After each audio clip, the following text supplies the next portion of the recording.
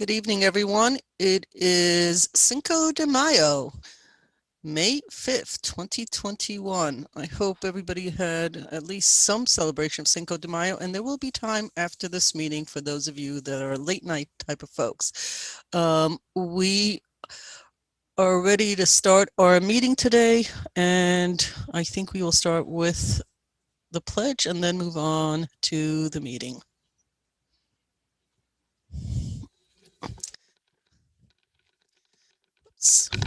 I pledge allegiance to the flag of the United States of America and to the republic for which it stands, one nation, under God, indivisible, with liberty and justice for all.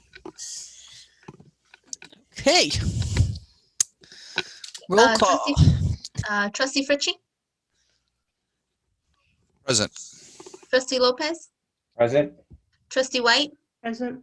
Trustee Quesada? Present. Mayor Levin? Present. Okay. Trustee announcements. Anyone? Well, I have something, but I didn't want to necessarily go first. Does anybody else have anything? Dana, go for it. No. Oh, come on. Okay. So today I attended a webinar on Zoom called Restaurant and Retail Changes in the Post-COVID World. It was sponsored by the Westchester Municipal Planning Federation. The webinar discussed the changes that business have undergone during the pandemic and wondered which of those changes might become permanent. The upshot was that we are in the middle of a retail upheaval as consumers have flocked to online shopping in even greater numbers, and bricks and mortar businesses seek to reinvent themselves to stay relevant. The Village of Ossining had enacted several of the changes detailed in the presentation, especially creating outdoor dining spaces when indoor dining and drinking was put on hold. First on the sidewalk and this year in the street in order to free up pedestrian walkways. The question was, will we go back to the way things were pre-COVID or make some of these changes permanent? The webinar recommended municipalities rethink their road zoning laws to be more flexible and to address the realities of current retail needs. When COVID hit, my biggest concern after the health of my family and myself was the health of Ossining's businesses. Ossining Village has come a long way in recent years, and I worried that that progress would stop or even go backward. But over the past year, I for one have been impressed and inspired at how our business has pivoted, adapted, and innovated to stay in business, and how our village did its best to help them. Some businesses didn't make it, and for those that have, we are not out of the woods. We are all learning as we go along, and with that come unforeseen hiccups and hurdles. The process, as one of the presenters in the webinar today put it, is in quotes, experiment, observe, repeat. I believe in the power of entrepreneurial innovation, and I believe in the power of government to improve daily life. I hope that moving forward, the village and our businesses can work collaboratively to adapt to our new reality.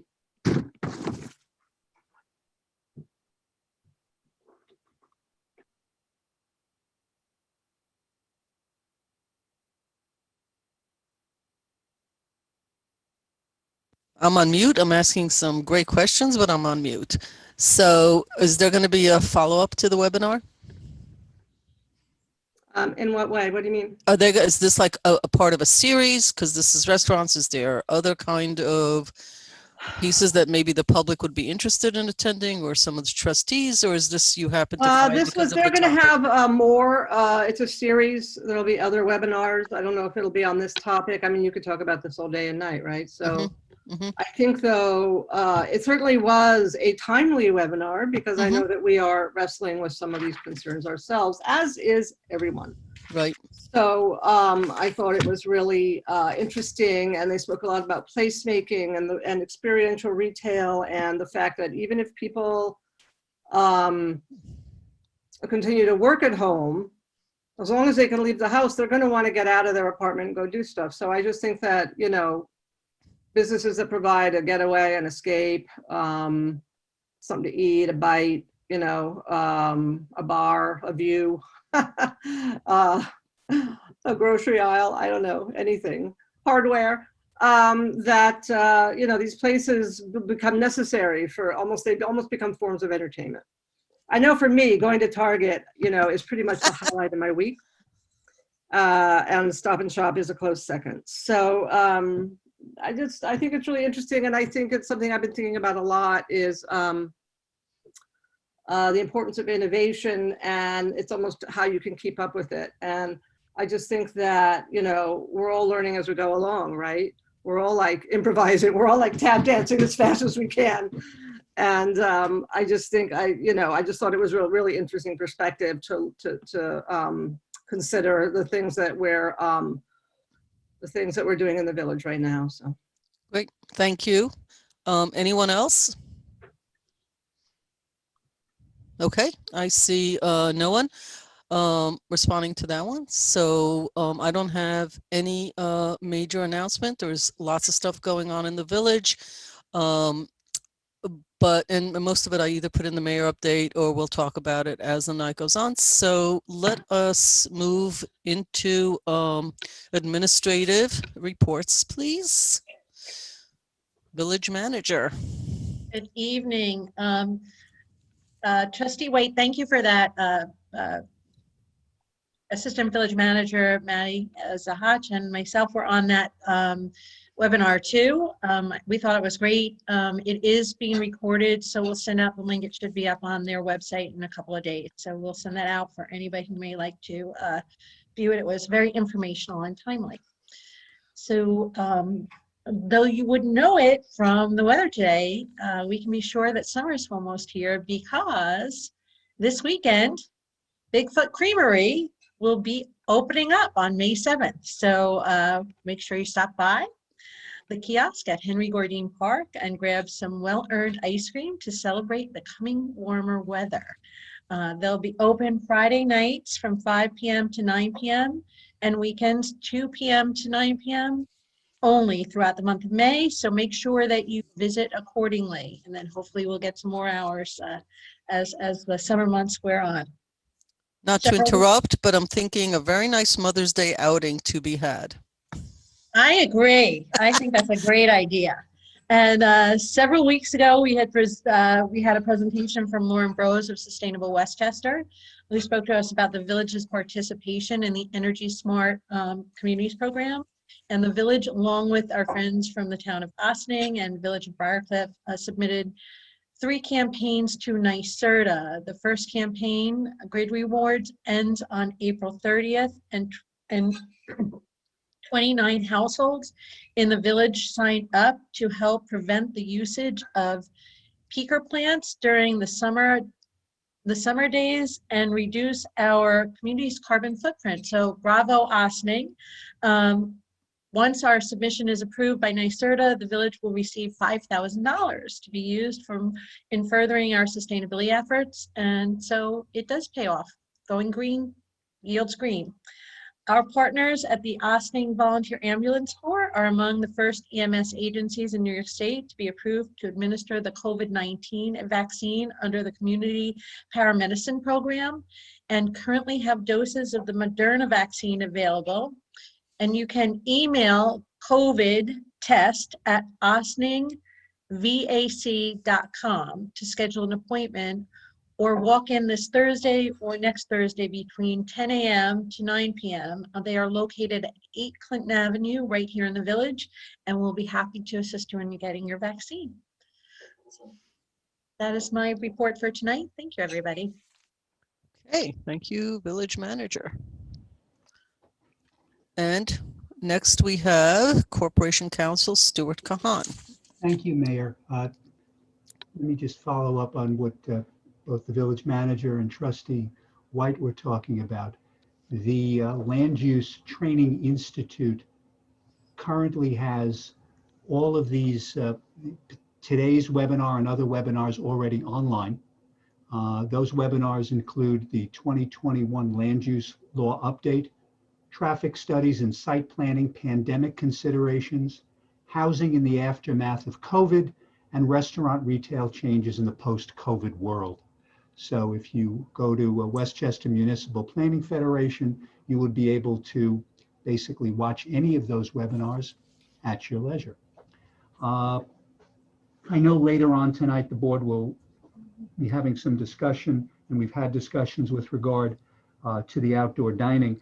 I did just want to express my sincere thanks to village staff, particularly clerk's office, the manager's office, building department, DPW. Clerk's office gets in many applications for licenses during the year. And OPD is involved with that as well in terms of making sure that various licenses are in order. But we added something this year, as the board knows, the Parklet program, to allow for outdoor dining in certain parking areas.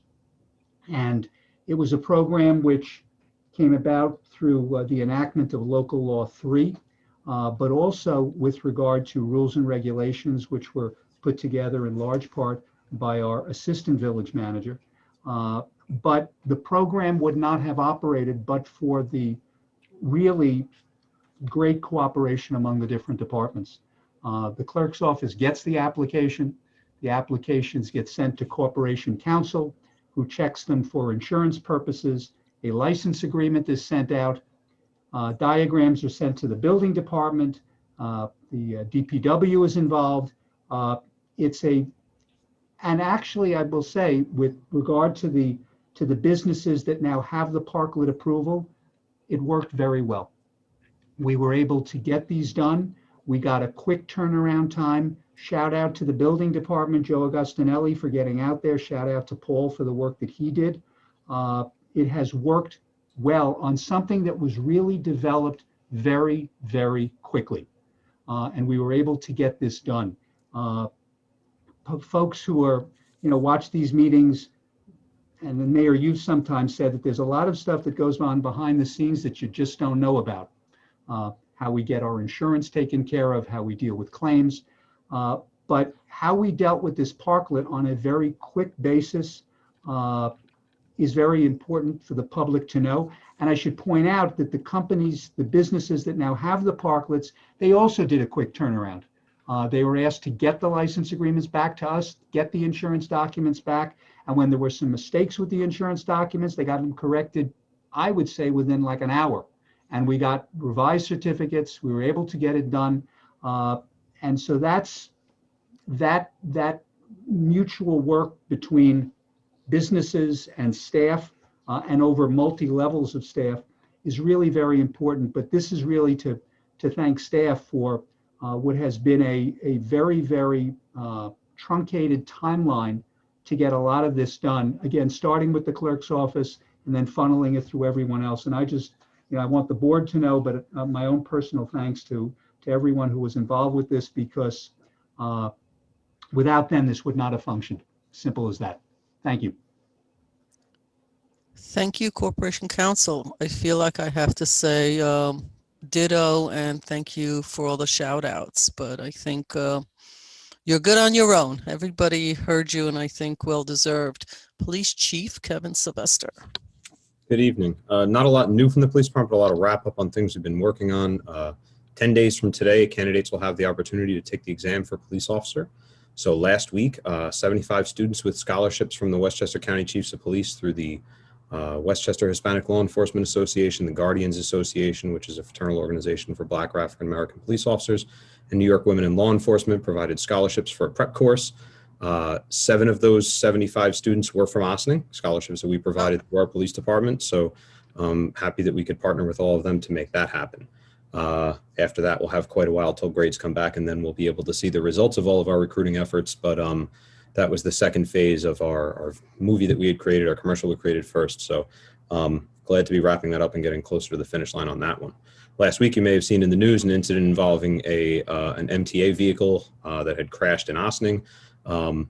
It's a press release from the U.S. Attorney's Office. The reality of it is that many of those incidents begin with great policing from local law enforcement officers. So I'm proud to share with the board that the de-escalation tactics and crisis management skills of our police officers saved probably some folks from injury that day, and possibly a number of lives when that person was found to have a hit list in their car where they intended to go on and do harm to a number of people. So that press release has been forwarded to the board. People can find it on the U.S. Attorney's website. We had an incident today where we recovered a loose chicken. It's always a good sign in Ossining when your crime is so low that you can come to board meetings and talk about chickens. We do have a 5-year declining crime rate, and that is good news. And that's why I'm here to talk about chickens. We don't make a big deal about chickens. It's a violation. It's not a major crime. I wouldn't ordinarily come here and talk about chickens. I think I've said it 6 times now. Chickens are not legal in Ossining right now. It's not a super high priority for the police department, but we will be going out and making sure people know that you can't have chickens. We work with the building department. We'll be letting them know of all the houses with coops. So if you've got a chicken coop and your neighbors call and complain, you'll probably expect a visit. We're going to put a message out tomorrow with all the instructions on how to do that. Animals that you can have. You may have domesticated animals, but as the clerk's office will likely tell you, the licensing period is up right now for dogs. All licensing goes through the town. They presented last night at the town board meeting. So we'll be doing some messaging to help people understand that they should be licensing their dogs. The town is going to be putting forth a program, and I'll leave Sue to talk about this more when she's got her chance some other time, but something of a dog census or survey or something like that. It's all of our understanding through animal control that there's a high number of animals in this village that are not licensed, likely. If you get your dog from the SPCA, they make you license it before you leave. If your dog is lost and it ends up at the SPCA, you got to have a license to get it out. But lots of people go through breeders or a third party or whatever. And we believe there are a lot of animals that are not licensed right now. It's helpful for us so that when we find your dog, we know where it goes back to. If there's a problem with your dog, we can ensure they have shots, all that good stuff for keeping a happy and healthy community. So chickens bad, dogs good, but license your dogs. Last week, I presented for a number of organizations, the IACP, the Police Executive Research Forum, together with the National Institute on Justice, as well as the Department of Justice. One of the presentations that we completed was on behalf of the Police Professional Standards, Ethics, and Image Committee, of which I'm a member, as well as the Public Information Officer section, where I'm the vice chair. And we are creating a branding and imaging campaign that will be nationwide for policing. As part of that, right now, this weekend, we should have our final approval from the Executive Board of IACP to go and partner with a yet to be disclosed academic institution where we're going to be creating a digital tool for monitoring community trust indexes, something that we're creating. It'll be something more accurate than a survey, where it's actually going to go and collect open source information, and our department is slated to be one of the first to have access to that once it is created, so that's exciting. Last thing, we do have our community outreach calendar coming up. Officer Hershowitz and her squad of merry do-gooders are hard at work and planning lots of stuff. We have new and exciting things coming this year, some things that we've done in the past, some new stuff, all of that yet to be announced, but coming soon, so stay tuned. I think it'll be a better summer than last. Thanks. Thank you. That was super interesting. Didn't know about the chickens. Knew they were illegal. Didn't know about catching it. It reminds me, Dana White, not too long, a couple of weeks ago, wrote some commentary internally for the comprehensive plan. And one of the things she said is the question is whether Ossining is a big village or a small town. And listening to the police chief describe, someone from the MTA that had a hit list. I don't know. You talk so fast. I'm not sure the public heard you. So to be clear, that was not a person from the MTA. I just need to clarify that. No, the accident. Had an accident with an MTA employee. Right. Did I not? I'm sorry. I thought I said it that way. The accident. So that's like that's really serious. And the police were on it. And a lot of other officials were on it, from enforcement and policing. That's a super big deal. They probably prevented some really awful stuff from happening any further. And then we're talking about chickens. So Dana, I think you're right. We're still in the we a small city or a big village. And I think that virtually everything we talk about in this year, whether it's the businesses, Main Street, the internet killing, retail, or whether it's the laws that we pass, has so much to do, housing, comp plan, everything. is transitioning of the sizing of our village. And this is a great example what the chief's talking about. I'm super excited the weather's going to get better, super excited there's going to be more community functions with the police. I think that really helps really bring communities together. And I think the outdoors this year, since we're still in a pandemic, it may not feel like it to everybody, but we are.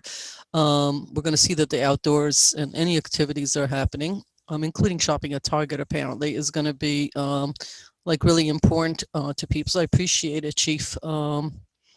Thanks for that. And I noticed you said chickens are illegal still. I'm hoping you're not presenting a soon-to-come law that we should legalize them. But I have no position on that.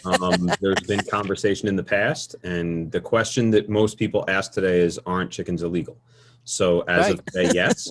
But my job isn't to come up with laws. My job is to enforce them as they exist. So as of today, as I write this or I say this, chickens remain illegal. My first time as a trustee, I learned that. I had a chicken show up in my yard a couple times. They're out there. Chickens are out there. We're back to the village thing. Yes. Okay. Thank you. I don't know if anybody else has any questions for the chief since I put in a little commentary there. So we are going, Martha, I think we're moving on to resolution. Yep, organizational announcements. Is there anybody here from the public that would like to address the board and give an organizational announcement? Okay, seeing no one, moving on to public comments on agenda items. Is there anybody here from the public that would like to address the board on any of the resolutions on the agenda tonight? I just want to remind people, we have a few people tonight, although I'm looking at the names, I think most of you know it. You raise your hand so you can be brought over if you have a question. And the hand is the virtual hand on Zoom. Nope. Okay. Okay, so then moving on to village board resolutions. Approval of minutes, April 14th, 2021. Resolved that the Board of Trustees of the Village of Boston hereby approves the minutes of the April 14th special meeting as presented. Do I have a motion? So moved. Second. Comments? Martha? Okay, all those in favor? Aye. Opposed? Okay. Approval of minutes, April 21st, 2021. Resolved that the Board of Trustees of the Village of Boston hereby approves the minutes of the April 21st, 2021 regular meeting as presented. Do I have a motion? So moved. Second. Comments? Seeing none, Martha? All those in favor? Aye. Aye. Opposed? Okay. Approval of voucher detail, May 5th, 2021. Resolved that the Board of Trustees of the Village of Boston hereby approves the voucher detail report dated May 5th, 2021 in the amount of $350,812.28. Have a motion? So moved. Second. Comments?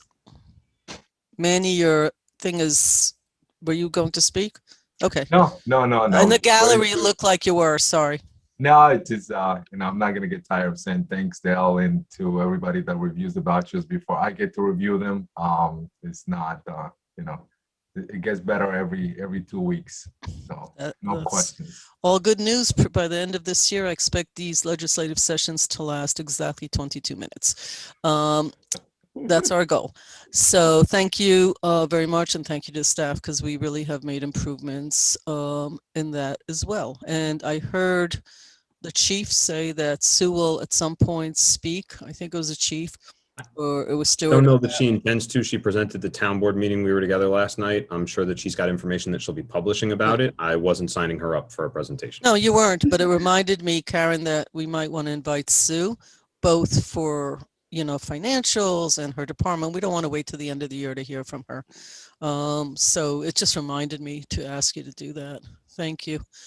Don't worry, I won't tell Sue you volunteered, her chief, but it just reminded me. Okay, Martha, back to you.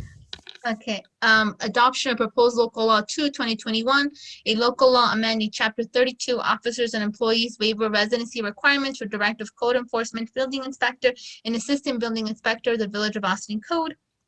Whereas the Board of Trustees of the Village of Austin has been considering the adoption of proposed local law 2, 2021 titled A Local Law Amending Chapter 32 Officers and Employees Waiver Residency Requirements for Director of Code Enforcement, Building Inspector, and Assistant Building Inspectors of the Village of Austin Code. And whereas in accordance with New York State law and the Village of Austin Code, and having provided all requisite notice, the Board of Trustees conducted a public hearing on April 21st, 2021 via the Zoom platform in accordance with the Governor's executive orders, during which time the public had an opportunity to be heard regarding the proposed local law. And whereas on April 21st, 2021, at the conclusion of the public hearing was closed. And whereas the proposed local law has been considered by the Board of Trustees, and it has been determined that there are no impediments to proceedings with the adoption of the local law. Now therefore be it resolved that the Board of Trustees of the Village of Austin hereby adopts proposed local law 2, 2021 as local law 3, 2021, and directs that said local law be filed and or distributed in accordance with the applicable law. Do I have a motion? So moved. Second. Comments? I guess my only comment on this one will be something that I have said it again. When do I expect, or the expectations will be, I would like to add the Spanish code enforcement into the list. So when someone is available, we'll be able to reach that list as well. That's my only expectation besides this law. Thank you. My two favorite words in that is that we're moving forward with code enforcement as well. So very much appreciate it for the work to put all this together. Martha? Okay, I believe this is a roll call vote, correct, Stuart? Yes, thank you, Martha. Yes, okay. Trustee Fritchie? Aye. Trustee Lopez? Aye. Trustee Quesada? Aye. Trustee White? Aye. Mayor Levin? Aye. Call for public hearing potential CDBG products for 2022 to 2024 grant cycle. Resolved that the Board of Trustees of the Village of Austin hereby calls for a public hearing to take place at 7:30 p.m. on May 19th, 2021, or as soon thereafter as the matter may be heard, to consider potential projects for the 2022 to 2024 CDBG grant cycle. And be it further resolved that as a result of the continuing state of emergency and as a result of the executive orders issued by the Governor, including Executive Order 202.1 and 202.97, the public hearing will be conducted remotely via Zoom. And be it further resolved that for those individuals who want to watch and or participate in the public hearing remotely, the following contact information is provided. Do I have a motion? So moved. Second. Comments? Nope. Okay. Martha? All those in favor? Aye. Aye. Opposed? Accepting the results of a request for proposals for the furnishing of 80 native species trees to the Village of Austin pursuant to the Urban Forestry Grant. Whereas on December 1st, 2021, the Village of Austin was awarded funding by the New York State Department of Environmental Conservation for an urban and community forest project in the amount of $38,000, which amount will be repaid to the village by the Department of Environmental Conservation. And whereas at a special meeting of the Board of Trustees on March 24th, 2021, the Board of Trustees voted to release a request for proposals for the furnishing of 80 native species trees at Nelson Park and Nelson Sitting Park, with responses due to be returned on April 14th, 2021. Now therefore be it resolved that the village manager is authorized to enter into an agreement with Growth Nursery, 40 North Greenwich Road, Armonk, New York, for the furnishing of 80 native species trees pursuant to the Urban Forestry Grant and awarded to the village. Do I have a motion? So moved. Second. Comments? I'll have a comment. Love trees. I said we had our planting for Arbor Day last week. Aside from being a heck of a lot of fun, we planted a beautiful tree that also is going to help with a pollinator path. And we had a lot of elected officials, we had staff, we had our crew out there planting the tree along with folks from the EAC. I'm very excited about this. I've been writing about it. I'm probably, it's getting to be boring, but I'm not bored by it, because when you go south of here, there may be enough trees in New York State actually because of conservation efforts, but they're not all in the right places. And when you go into cities, you see how damaged trees become because of sidewalks, because they have to be cut down. They're dangerous to drivers. You go north of here and you see lots of trees. So there's sort of an uneven scale of trees, but we're sort of sitting right in the middle. And it's really important for the environment, for the soil. We're on a huge hill heading down to the Hudson, for all of the pollinators that help us with 70% of the food source in the world. It's just great. And most importantly for our community, it's a densely populated area where these parks are, and the ability for people to get out of apartments, whether they're co-ops or they're rentals or houses, it doesn't matter. It sits right in the middle of a densely populated area, and the ability for people to go to a sitting park and just hang with their kids or their grandkids or whatever and read a book and have some peace and quiet in a time of pandemic where homes are still crowded from people working from home. And also in the other park where we're going to see a lot of activity this year. I'm thrilled. I'm excited. I'm very grateful for all of you.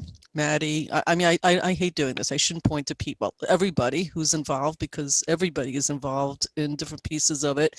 I'm really excited that we're a Tree City, and I'm excited, and the town has been for years. So kudos to them for all these years. But I'm really excited. I hope that the school system continues to teach the importance of the environment, and what environmental change does, the carbon footprint, and the importance of that issue.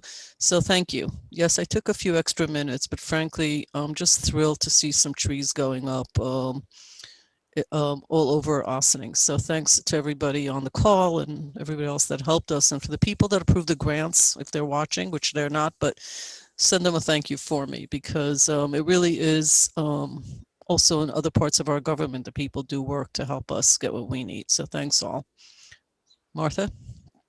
Okay, all those in favor? Aye. Aye. Aye. Opposed? Okay.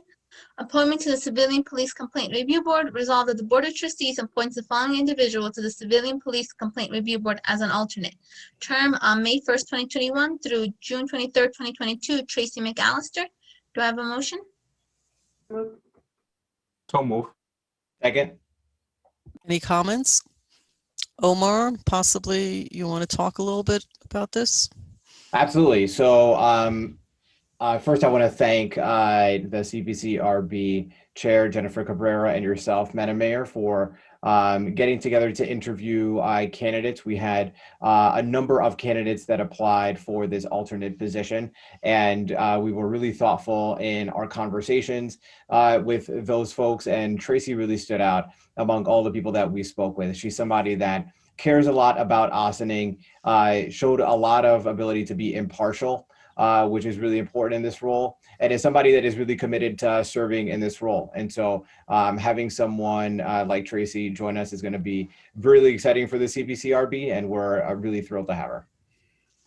Thank you. And we will be announced not only tonight, but we fell a little bit behind, not making excuses, but we've been busy and all good stuff. So it's just that we are now interviewing a whole bunch of people for different committees, and we're moving through that. So we've been announcing some appointments, and we'll be announcing more. Information about all the different committees are on the website, and as we go through these meetings, once in a while ask one of the liaisons. Omar Lopez is a liaison to CPRB. So also this year we're doing it a little differently. The liaisons plus, in some cases, the chairs, in other cases not, are participating in the interviewing process, which is a bit of a change from how we've done in the past. And so far, I think it's really been helpful and worked out. Martha? All those in favor? Aye. Aye. Opposed? Okay. Appointment to the Downtown Development Fund Council. Resolved that the Board of Trustees appoints the following individual to the Downtown Development Fund Council. Term May 6, 2021 through December 31st, 2022. Akaya Morielo. Have a motion? So moved. And it's Acacia. Occasion, thank you. She's on, Okay. actually. Second. Comments? Dana, possibly a little bit about the committee? The Downtown Development Fund Council was created with the assistance of the developer Martin Ginsberg. I think it was part of the Harbor Square development package. And it is dedicated to downtown improvements. We are in the process of kind of rebuilding we have 2 current members. We're adding a couple more. And we're going to be talking about possibly transitioning to a different form of downtown focused organization. But we have a lot of thinking to do, but we'll certainly be keeping people posted as we move forward. Good stuff. I think that Acacia, did I say that right? And Acacia is wonderful. Yes, and she's actually on, I believe. So thank you so much for raising your hand. I know you're interested in a number of committees. That just tells me you're like super excited to be helpful as much as you can. We always appreciate people who volunteer their time, their energy, their passion, their brain power. So welcome. And I hope that you will be with us for a very long time, because I know you've also been coming to a lot of our sessions. So always nice to see that you're here with us tonight, and congratulations in a sense, but really more thank you. Martha? All those in favor? Aye. Aye. Aye. Opposed? Okay. Resolved, the Board of Trustees appoints the following individuals to the Offsetting Arts Project. Resolved, the Board of Trustees appoints the following individuals to the Offsetting Arts Project's term May 6, 2021 to December 31st, 2022. Peggy Monastra. Do I have a motion? So moved. Second. Comments? The Offsetting Arts Project is a fairly new group, and we're adding several new members. It helps to facilitate art projects in the village. They were involved with the Jazz Festival for a couple of years and other projects. So Peggy has been a part of that group, and it is essential that she remain a part of that group. So that's why we're reappointing her tonight. Thank you for that. Martha? Okay, all those in favor? Aye. Aye. Opposed? Okay. Fire Department Independent Host Company number 6, removal from active roles. Result of the Board of Trustees of the Village of Austin hereby removes Robert Connolly from the active roles of the Austin Fire Department Independent Host Company number 6. Do I have a motion? So moved. Second. Comments? Martha? All those in favor? Aye. Aye. Aye. Opposed? Okay. Fire Department Independent Host Company number 6 to removal from active roles. Resolved that the Board of Trustees of the Village of Austin hereby removes Owen Donahue Jr. from the active roles of the Austin Fire Department Independent Host Company number 6. So moved. Second. Comments? Martha? All those in favor? Aye. Aye. Opposed? Okay. Moving on to continuing business of the board. Is there any continuing business? Anyone? I don't think so. Okay, moving on to new business of the board then. So I think we do have new business, right? Do. Okay, so, okay, thanks, Jamie. So one of the occurrences, really just in the past few days, I received a note from Sing Sing Kill Brewery to be placed on the agenda. We don't actually do that. There is room on legislative sessions for visitor recognition, for people to speak. The truth is, as you've heard during the evening, both staff and board, and really everybody in this gallery since the pandemic started, has worked as hard as they possibly can for retailers, for small business, for restaurants, for bars, for the waterfront. I mean, everything that basically got shut down in March of last year. But retail, the restaurants and some of the other food related delis, etc., were very hard hit by the pandemic. So I did receive a call, not a call, I'm sorry, an email. And contrary to what we normally do, I chair the legislative sessions as mayor and agreed to have Sing Sing Hill Brewery, and I think it's either Eric Garrity or Alex will be presenting. They wanted to present something. I thought the board would take the time to listen. I also asked that it be no more than 10 minutes, and at about 8 minutes, Jamie, are you bringing them on? This is just okay. waiting for you to tell me to do so. Okay. So are you ready for Mr. Garrity to come over? I will bring him over. Okay. I am not sure if He's on in the Eric, panelist. he's on, but he's not able to present, so I need to promote him. Okay. So it's going to take me a second. I'm sorry. All right. Yeah. We'll wait. Okay. So Eric, if you want to turn your camera on and unmute, we can see if you're able to share your screen. Yep. There he is. Hi. Good evening. Let me set the context. So we're going to bring you on. We don't usually do this. In fact, we never do this. But this is something that I thought the board would be interested in hearing. The letter I wrote was good about 10 minutes, about 8 minutes, just so we're mindful of time, because we do try to keep people to 10 minutes or less. I'll just let you know when you have 2 minutes left. And then I think the board, well, we're not voting per se on legislation, even though this is a legislative session. So we put this under new business. So if you're all set, you're on. Right. So I just hit share screen, and is that how this works, Jamie? You got it. We're getting a little bit of a feedback from somewhere. I'm gonna actually mute. So If everybody else other than Mr. Garrity can mute, that will help with all the background noise. So thank you. So is that coming up now? Yes, we can see. Yes, we can see it. Right. So thank you to the board for the opportunity to clarify our request at tonight's meeting. I'd like to echo the sentiments of Trustee White and Mr. Kahan on the importance of outdoor dining and collaborating with local businesses to do it well. We appreciate the village's creation of parklets. We strongly believe this modification is better for both pedestrians and diners. Outdoor seating is essential for the survival of local food and beverage establishments, as customers continue to have a strong preference for sitting outdoors. Simply put, our request is for the village to leave the barriers where they have been for nearly a year. The only change would be to swap the location of the tables for the pedestrian pathway.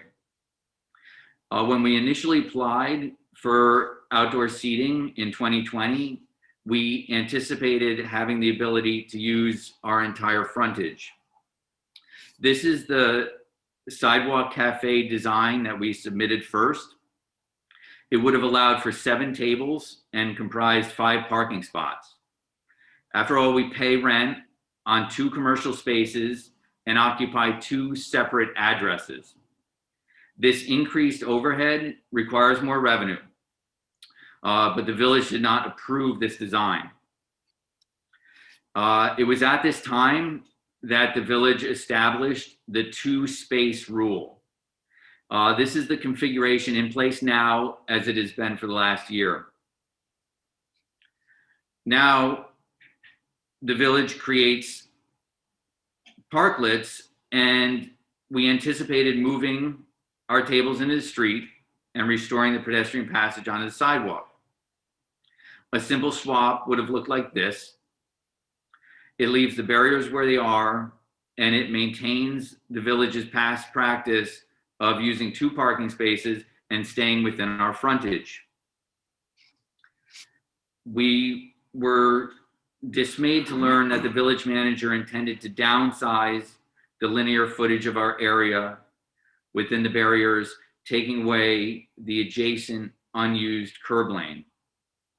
We could not understand why the village would not maintain their past practice and preserve our current footprint that has been in place for nearly a year. As it is now, we turn customers away. It's painful knowing how important each and every customer and every transaction is to our survival and to pulling us out of the abysmal year of COVID. Downsizing us provides no benefit to anybody. It decreases our revenue by 20%, denying our business potentially thousands of dollars a week in sales. Local Law 2 references the Parklet rules and procedures, which states that we cannot request more than 2 spaces or exceed our business frontage. Now, in our case, we are requesting the 2 parking spaces and less than 50% of our street frontage. The village has wisely used its discretion to benefit several businesses, positioning parklets where they make the most sense for pedestrians, customers, business owners, and servers. We realize that the intention of the parklet is to benefit small businesses by providing additional outdoor space while social distancing protocols severely limit indoor capacity. Interpreting the rules in a manner that is harmful to Sinks and Kilbury is inconsistent with the village's behavior of exercising favorable discretion to the benefit of other businesses. We appreciate this opportunity to speak with you and to clarify our request to maintain our current footprint. We hope that you will decide tonight to allow us to move forward with our plan to transition into the parklet using the area that is currently established. Thank you. If you have any questions, we'd be happy to answer them.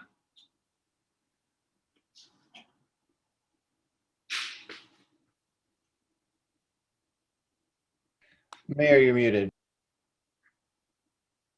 Thank you. Could you put the slide back of the picture with the tables? And people sitting at the tables Which of your place? It's about 2 back from the end.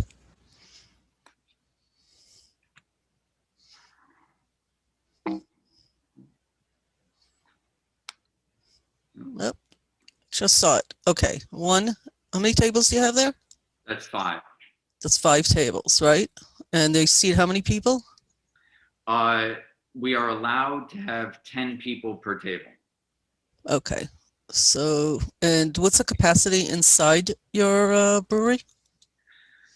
The capacity is also 5 tables with the social distancing parameters. The percentage that we're able to maintain right now is around 40% occupancy once we take into account the social distancing protocols. Right, but what is the capacity inside before the pandemic? What's the capacity inside your place? 72. Okay. Okay, great. I just wanted to take a look. I don't know, I guess that's a speaker or something out there. So this is actually the real picture. You've got the heaters, people walk around those planks, and those are the tables that are there, and they were there all year round, right? Yeah. Okay, thank you. Okay, we can go back to the gallery. Okay, so just so we all understand your request, what is your actual request from the board? Is to maintain the current footprint and move into the parklet space, taking up the curb lane area and open up the pedestrian pathway back onto the sidewalk. Okay. So I think there probably are some comments and questions, and I think we should do that. And we have a little bit of time left, so I don't know if anybody wants to go first. I can go first. I usually go last. It doesn't matter to me. Does anyone have any questions or comments?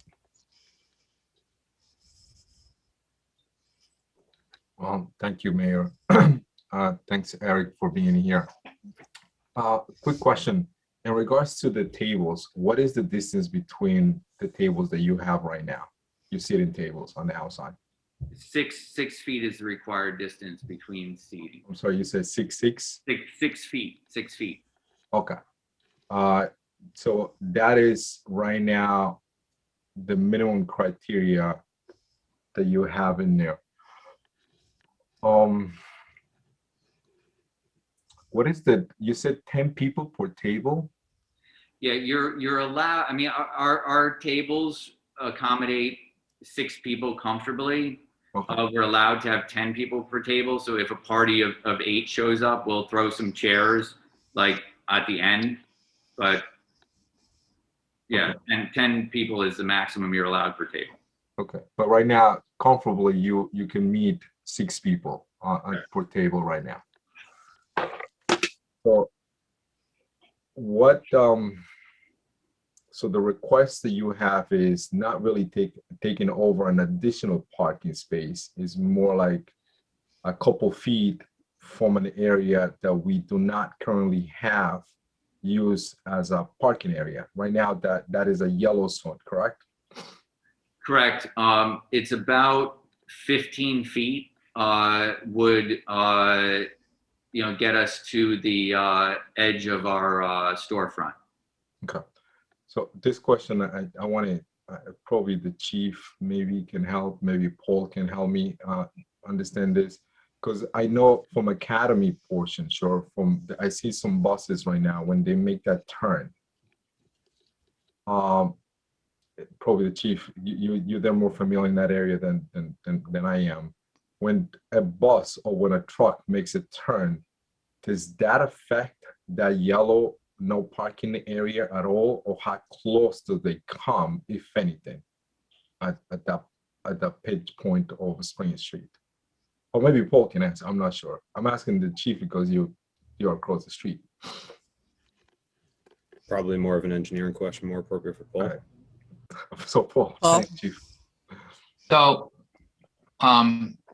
without circumventing the question, that really wasn't our main consideration in discussing that particular parklet. Everybody had their own set of issues. I'd consider that issue more of a collateral issue, but with regard to any potential turning issues there, it would be from the active driveway just south of the parklet. Okay. Versus regular traffic coming off of Academy. But yeah, you're right. It's tight, and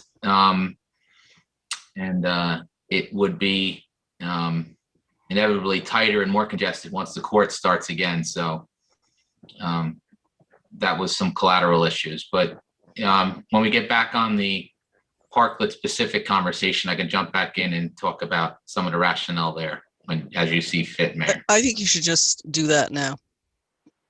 I'm sure Manny can ask more questions. I think you're already talking, going back and forth is not necessary. Then Eric, if I can ask you again to share one of your screens up there. It's the one with the 5-table detail. And then I could talk to that. The mock-up.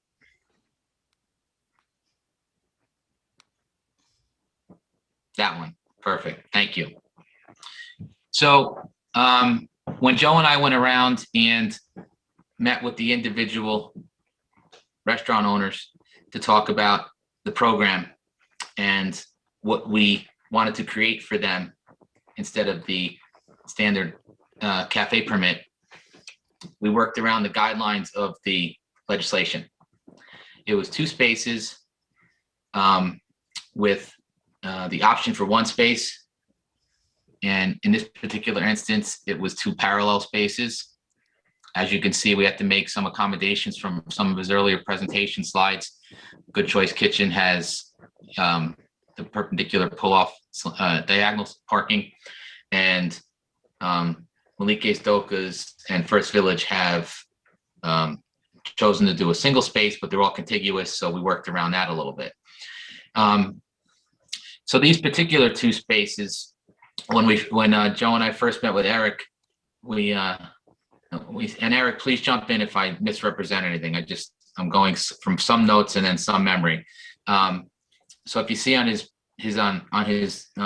image here, the main entrance to the brewery establishment really lines up more with the space just to the north of the parklet there. So we said, do you want those two spaces there, that one in front of your front door and then the one after it? And you had expressed that, no, you want to keep the two spaces you have now because you want to extend the parklet past the two spaces to accommodate a sixth table. And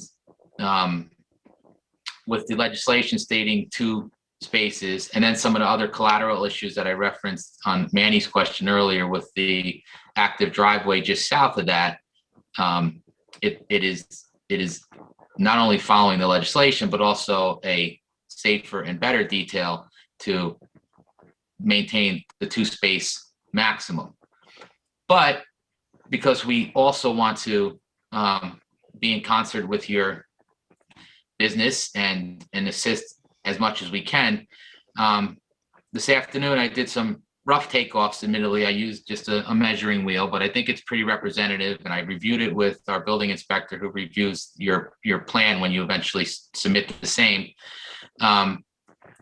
We don't want to limit you in any way within the legislation. So when I measured, those are actually, they're a little longer than some other parallel spots. Those are actually 24-foot spots. The ones on Main Street, for example, I think were about 23 feet.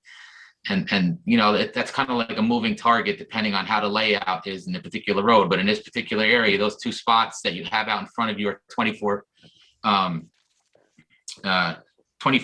feet each. So you have 48 feet total of parklet space. And to make sure you and everybody else gets the maximum space, I'm pointing to my screen at home as if you guys can see it, but the barricade to the left, if you will, on the screen, the one near your front entrance, is actually set now just past the first line of the parking space. So we set the barricade on the other side of that line, giving you the full 24 feet and a little bit of that one parking space.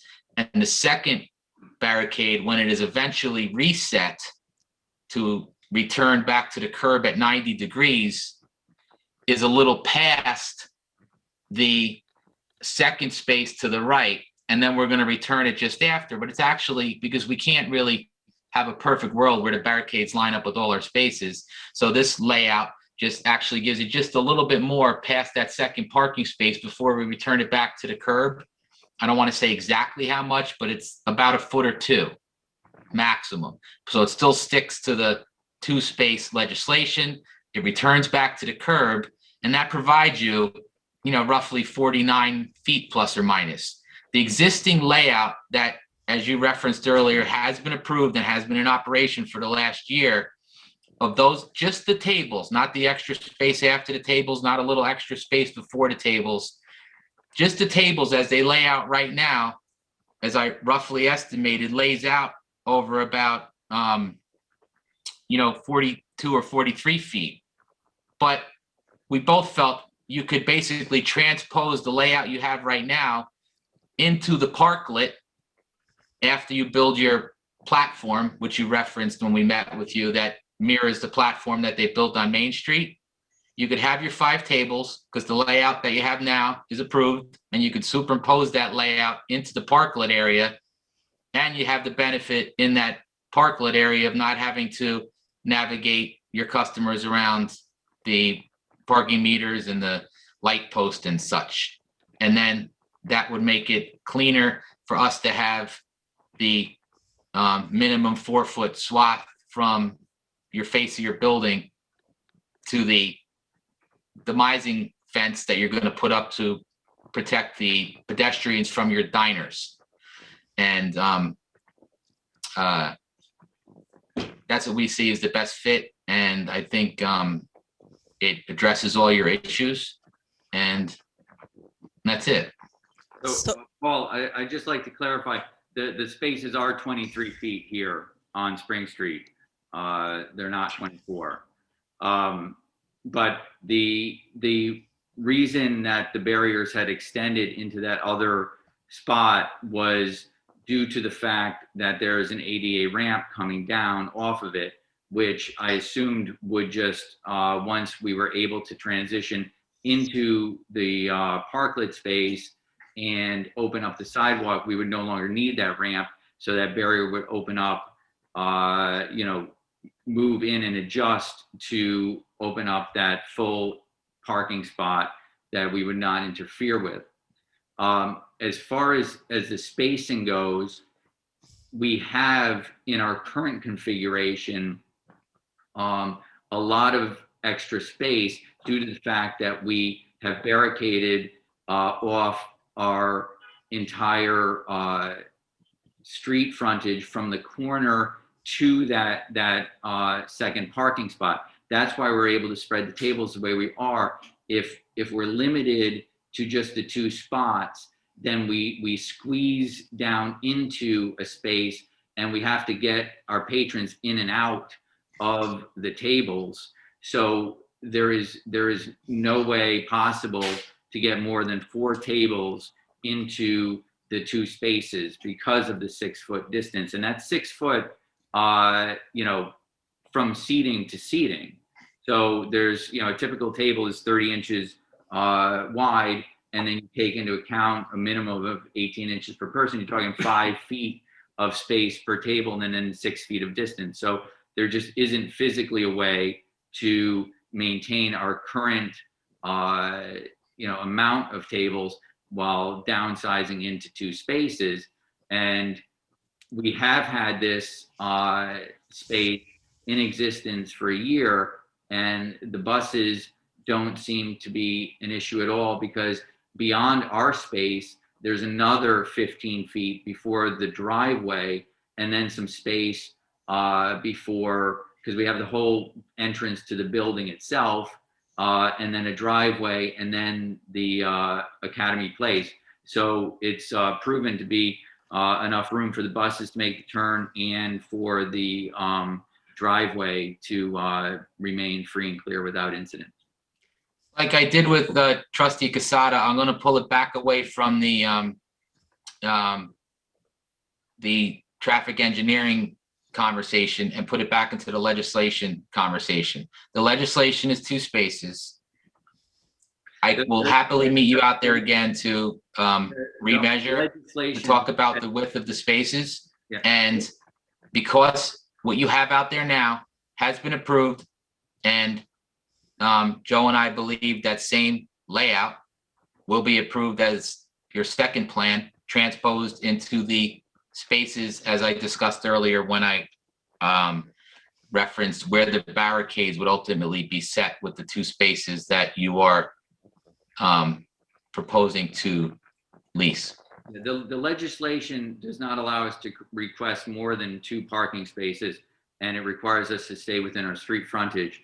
With this plan, we are doing both of those things. We're not requesting more than 2 parking spaces. We are not exceeding our store frontage. In fact, we are less than 50% of our store frontage. Well, I'm not going to comment on the legal interpretation of the legislation. I defer to Stuart for that. But what I'm working within is the 2 space designation, as we did with all the other restaurant owners, unless they opted out into the 1 space, which seemed to work for them. So you can go back to the gallery so we can all look at each other, please. Okay. I don't know if Manny was done. Paul? No, Mayor, and I just have one question, and maybe Stuart can help me with this, because I'm looking, actually, believe it or not, I'm actually working on a project in New York City right now in regards to outdoor seatings. So I have that legislation in front of me. I have the diagram that New York City has provided as a guidance for people who want to use the street as an outdoor dining. So I cannot find the one from New York State. That being said, in New York City, the 6 feet rule goes from the table end to table end.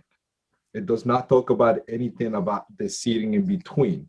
So is it Stuart, please help me clarify what is the minimum distance and how is New York State is it different from New York City? The legislation, are there the dimensions that they talked about? Are they talking about from sitting to sitting or from table to table? Because there'd be a big difference. Diners at opposing tables have to be 6 feet apart. Okay. So Eric, my question, because what you said before, it was a little bit unclear for me. So I need you to help me clarify this. So if you were to put 6 feet between the end of each table, is that any difference of what you have right now? No, it's the people that have to be 6 feet apart, not the tables. So Okay. then that is the confusing part for me, because when I'm reading New York City, it's not the people, it's the tables. So Well, is that correct, Stuart? The important thing, Trustee Kazad, is this. What Mr. Garrity has shown are basically bench seats. If you have tables where, in fact, the seats move, you still have to be able to make it that the back of one seat is 6 feet from the back of the other seat at an adjoining table.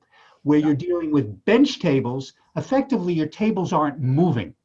So what that means though is the back of a particular diner has to be 6 feet from that other, you have to have 6 feet between, in essence, in this case, opposing tables, because there your benches are not moving. If you're in a restaurant where you have seats that move, you still have to have it so that it's going to be 6 feet between diners at opposing tables, so to speak. That's the critical thing. Okay. Thank you. Right. So I think we got the distances. I'm hearing the engineer, not my specialty. We hire professionals. Basically, after all was said and done, and Paul will correct me, saying that he believes the same number of tables exist there now can exist there. The choice of what tables to use is not a village choice. It's a choice of the proprietor to decide whether they want a 4-table, a high top, a picnic table, an 8-seater or 6-seater. All of that is up to them. Those are pretty big benched tables. That's the choice. But from the village perspective, I'm hearing Paul say that he believes, and they've gone there. I would have to say that Paul's been there numerous times, actually. In fact, we've had a number of trustees, 3 trustees have been down there to look at it. I was, after Arbor Day and planting the tree, I went over because while there were no patrons at Sing Sing Kill Brewery during the mornings, the buses and trucks and school buses and parents with children that have to walk around that basically stationary environment, cross the street to walk into ongoing traffic. There may not have been a major accident, but when I was there, and I've been there many times, buses passing by a van with a woman and her children had to come to a full stop in order to pass. Now, the brewery isn't open, but from a safety point of view, that makes me super nervous. So I have to listen to the professional staff that talk about safety, because for me, that's what's important. The reason, just to be clear, there isn't another parking space that Mr. Garrity is asking for is because we wouldn't put a parking space there. We wouldn't put a parking space there because a car shouldn't be parked there. Nothing should actually be there, to be honest with you. That's why there's no parking space there, because it's a curb and it's necessary to be there. So it's a narrow street. It wasn't designed to have an outdoor cafe. The frontage discussion we can have all night. That isn't the purpose of tonight's meetings. The question is about capacity. In Westchester County, like New York City, I would expect that now the capacity is being announced in May to be to 75%, that it will soon be even beyond that in May. The reason we put the law in is actually for the benefit of people who own restaurants. There's about a handful of restaurants that need it. We put this law. Had we not put this law and everything had to go back to the way it is as the pandemic rules lift, the Sing Sing Kill, along with many others, may not even qualify to have outdoor seating for what they do. In fact, it is helpful to have this law in place. So the law is in place actually to allow the outdoor seating to go on, because I'm not sure that the brewery is actually entitled to have as much outdoor seating as it currently has.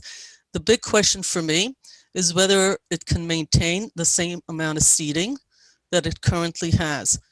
Based on what I'm hearing, the professional staff say they believe that it can. I am going to make a statement, though, about the whole Parklet scenario in our village. Stuart from Elite, so that's what I'm hearing. And we can be here all night discussing the inches and the feet, but for me, it's about safety. It's about the fact that pedestrians have to walk around and have been for over a year. Everybody was okay with that because everybody's pitching in to say, look, businesses need our help, so I have to cross the street to walk with my kids. I'm okay with that for now. It's getting warmer. The courts have been closed, so not so bad. But we do have a police department, and that doesn't close 24 hours a day. The buses are still moving. They can slow down. Everybody has been doing what they have to do. I think that's pretty good. Every location is a little different. The brewery's located in a different place than some of the other restaurants or some of the waterfront restaurants, etc. So everything, we stay within the law. We try to make adjustments. I think the staff, from my perspective, has made a lot of adjustments for this. I have great concerns about safety, and I have great concerns that people have to walk in the street. And when the courts open, and they are going to be opening soon, and when they have night courts, and when they have the day courts, and when staff comes back in 100%, not the way they are now, then there are issues of safety. That is a busy sidewalk with a school down the street, a police department, and a courthouse across the way, and apartment buildings above and driveways on both sides. Those diagrams don't show that, but your picture, to your credit, I think really do show that it's a pretty narrow street actually, and things are going into the street, including people who have to walk by there. Is there any other safety? One second. I need to call one more person. Stuart, can you give me sort of the legal aspect of where we are, including where we are with application? And then I'm going to open it up. Thank you, Mayor. Well, in terms of applications, the locations that Paul mentioned, Doka's First Village Coffee, Maliki's Turkish Cuisine, Good Choice Kitchen, have all completed applications. We have the insurance information. We have the signed hold harmless license agreements all taken care of. We received another application today from Maracas Bar and Grill. That's the new business down at 35 Main Street. And I know that Paul and Joe were down there today with regard to a single space parklet that they're going to be using there. We don't have any application at all yet from Sing Sing Kill Brewery. In terms of that, the regulation, just so I can read it so that everyone knows what we're talking about, makes it very clear. Number 2, and it's underlined, you may request use of no more than 2 spaces. The combined width of the spaces may not exceed the frontage of the existing business establishment. Doesn't mean that you can take the entire business establishment. It's the combined width of the spaces. The combined width of the 2 spaces that are here, be they 23 feet or be they 24 feet, that's what you go by, the combined width of the 2 spaces. That's it. That's also the same if you were to look at the other businesses that were provided in one of the photographs by the applicant here. But in terms of receiving applications, nothing has been received from the brewery. We do have completed applications from everyone else, and I see that it just crossed my email a few moments ago from First Village Coffee. We got their finalized sketch for their outdoor dining, which will then permit the building inspector to go over and make the final inspection so that they can proceed with their outdoor dining as well. Okay, but in fairness, we did not receive from the brewery, but in my note to Alex, Jeffrey was also that because we're discussing this today, they could have a few days. I don't want to imply them, but it wasn't submitted. And if it isn't submitted, it's going to be a different issue.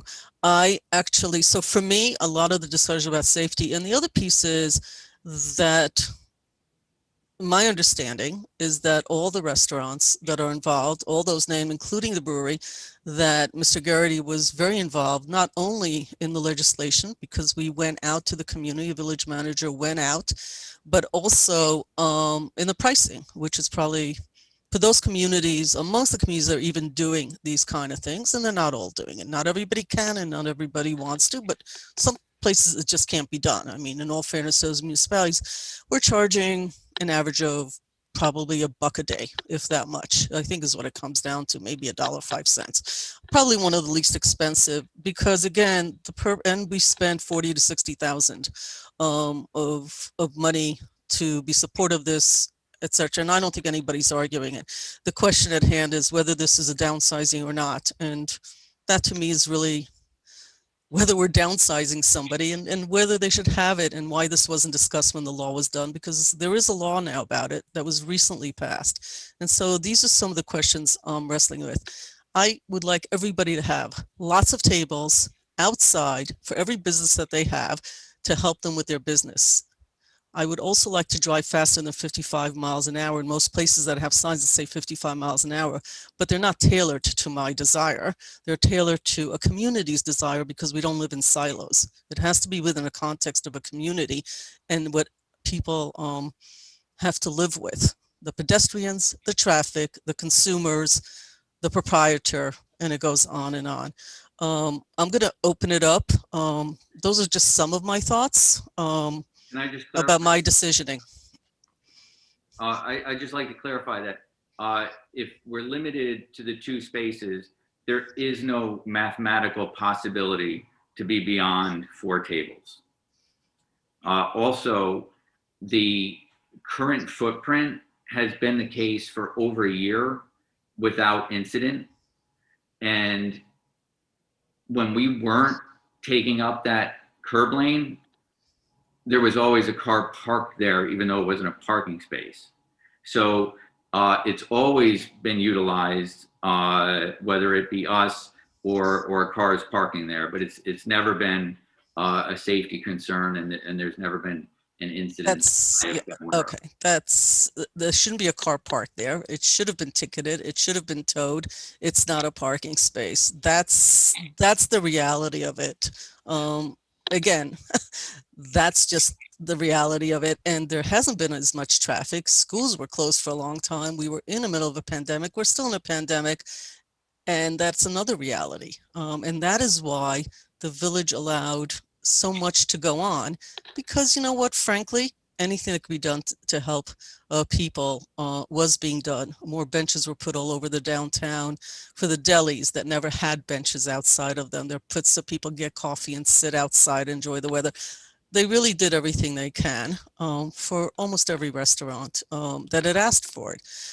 If I can open it up, if anybody else has any questions or comments. Yeah, I can go. I was one of the trustees that visited with Mr. Garrity, and I believe the present layout down there now, Paul, is 10 Yodocks that brings it out to the other space. Now, with that being said, we just can't break a Yodock in half and put it on a parking space. So I'm in agreement with the engineer that at the 9th Yodock that would turn back. And a discussion between myself and Mr. Garrity was, you lose that handicap ramp, that gives you room to slide that table down. And the way I looked at it, I got a pretty good eye. I still say you can fit the 5 tables in there with it breaking back at the 9th Yodock. And I believe we agreed to agree on that. So the present diagram, he's showing it to his frontage. So, you know, we're willing to go where that Yodock breaks. And I believe wholeheartedly, because where his tables sit now, I'm going to take a rough guess is 4 to 5 feet from the Yodock that turns back on the north parking space.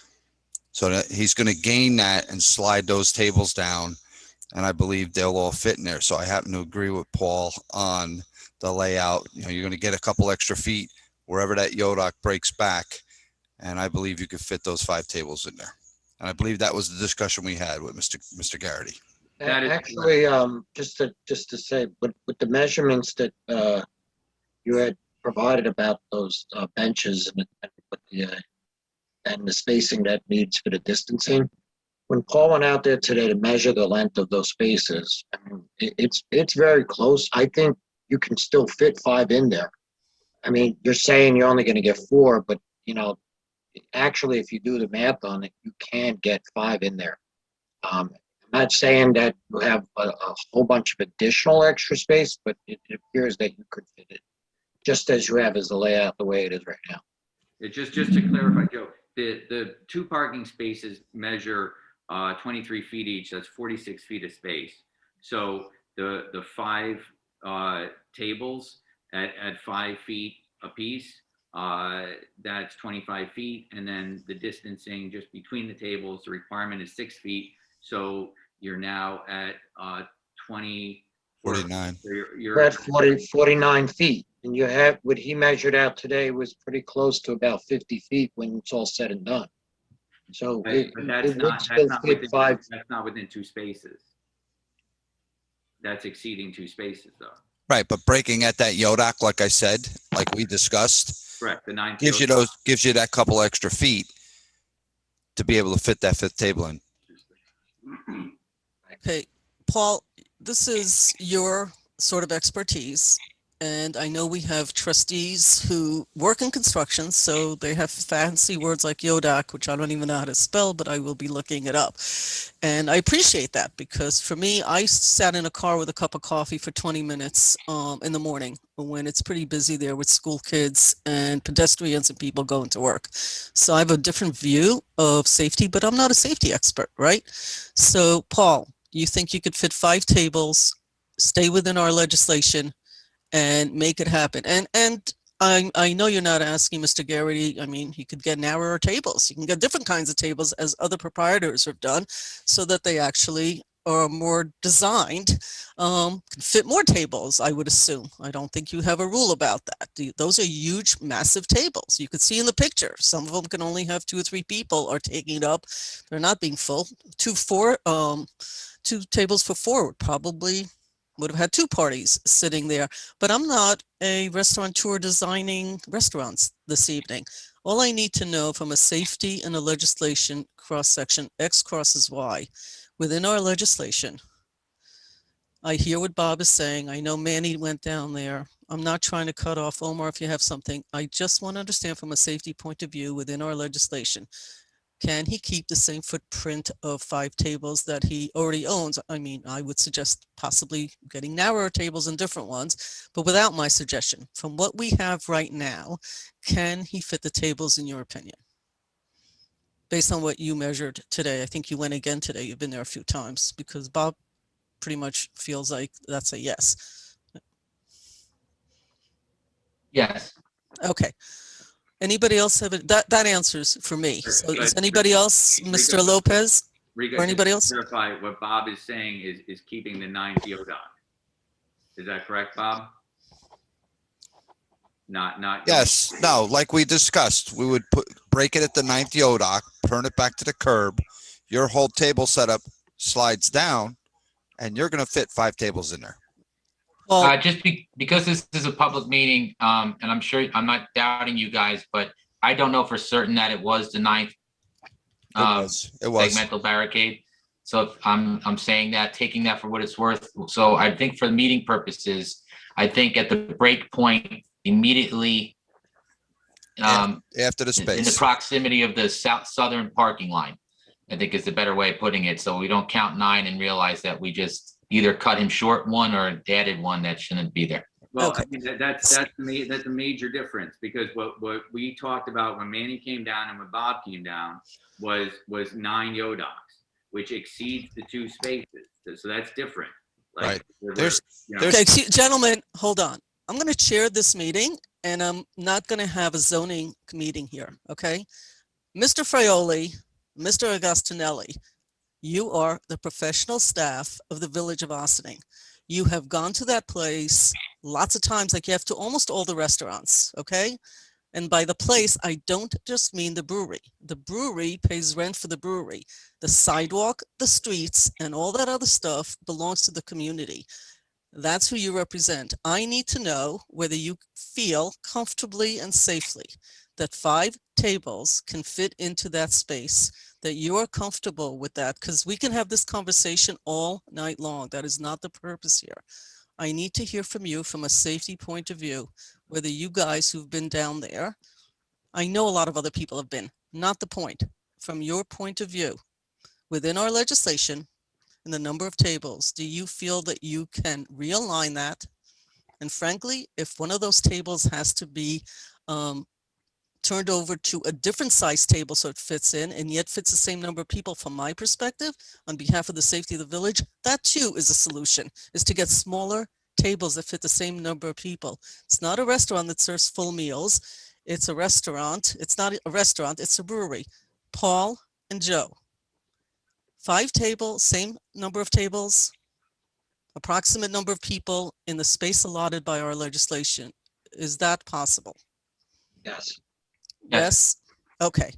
Is there anybody, that's all I needed to know, is that from my perspective, for my vote, is there any, and we're not even voting, it's not legislation, but for my decision, Mr. Lopez, Dana White, is there anything that you'd like to add?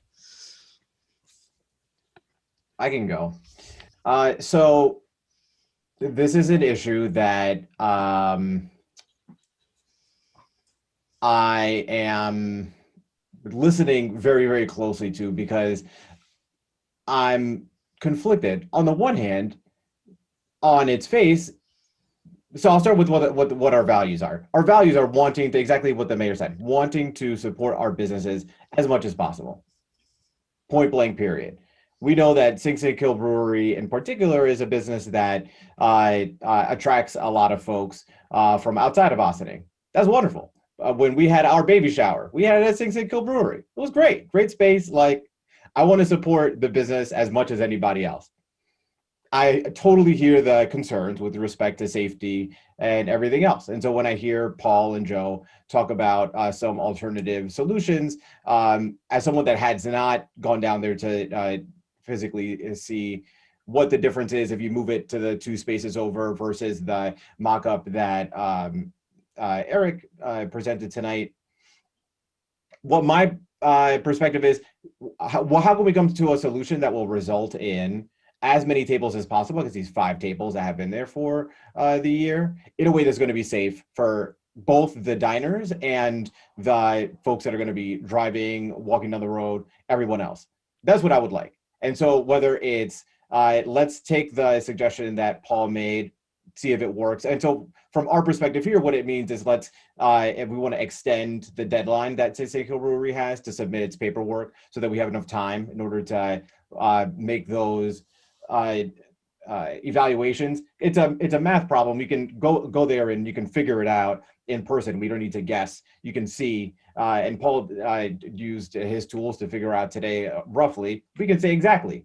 Let's figure out exactly. You know where I stand. If we can fit 5 safely, let's do 5. I would love to do 5. That would be great, because I would want nothing else than to support this business like any other business here in Ossining. Because it looks like the suggestion that Eric gave originally has its challenges. And so as opposed to saying, yes, we go with that, or no, we don't go with that, what I like is that we're saying, what's a creative solution we could come up with that will result in what we're all looking for, both success for the business and safety for everyone involved. You're muted, Mayor. Coughing tonight. I don't want to cough right into our little mic. So thank you, Omar. Well said. I appreciate the perspective. I just want to say about the paperwork. So the paperwork could have been handed in on time. It doesn't change any decisioning about it. It should really be handed in. I wrote that in my letter because the truth is, without the paperwork, it isn't about 5, 4, 6, 9, or 3. It's about whether the brewery will be able to keep outdoor dining without those papers. Stuart, where am I on this? And I just need you to fill me in. The paperwork isn't about whether it's 5 or 3 or 6 or 3 or 2 spaces. It's about that the paperwork was supposed to be submitted to maintain the parklet, the outdoor dining. Without that paperwork, as the rules are lifted, they won't be able to have outdoor dining if they don't fill out the paperwork. So can you clarify that for me? Because I may just misunderstand that. The paperwork that is needed from the village's perspective is a signed license agreement, which all the other businesses have signed, a certificate of insurance that explicitly extends to the parklet area, and a diagram showing the layout of the tables so that that can be part of the inspection done by the building inspector. That's what's needed, plus the $75 fee, which gets paid through the clerk's office. That's what is needed, and it's as simple as that. Those documents, the license agreement has been provided, as well as all the information regarding insurance. When I say provided, I mean the Corporation Counsel provided it to the brewery. Without that, there is no basis to grant any outdoor dining. What is there now would simply have to be pulled up and go back to no outdoor dining whatsoever. So we need to have a completed application. Okay. So the barrier, and I don't mean to use a pun here, but the barrier is that they have to have a diagram to fill out the paperwork, right? So, Paul, I look to you. When to do the diagram, you can help them do a diagram, correct? Because I think what's holding, Eric, is what's holding you up is a diagram that the paperwork wasn't handed in? Well, we have the paperwork ready to go. Your email suggested that we should wait until we resolve this at the meeting before submitting. Right, you guys didn't hand it in on time, and my email suggested that you really should have it ready to go, because it would be silly to make you go through all that work and we vote in a way you're not happy with. It's not even a vote. I mean, we just have to make a decision. So you have everything ready is really all I'm asking.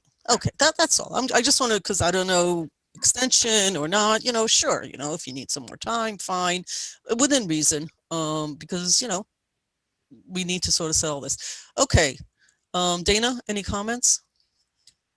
I went down there and I looked as well. I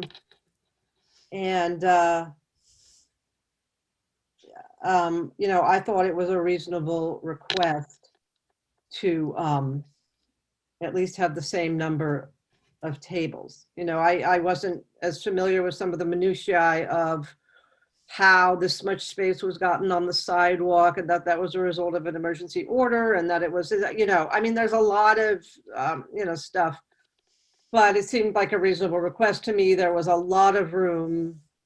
I took a lot of pictures. There was a lot of room. It was a lot of space between the end of the frontage and that driveway. I mean, a ton of space. It was 16 to 20 feet.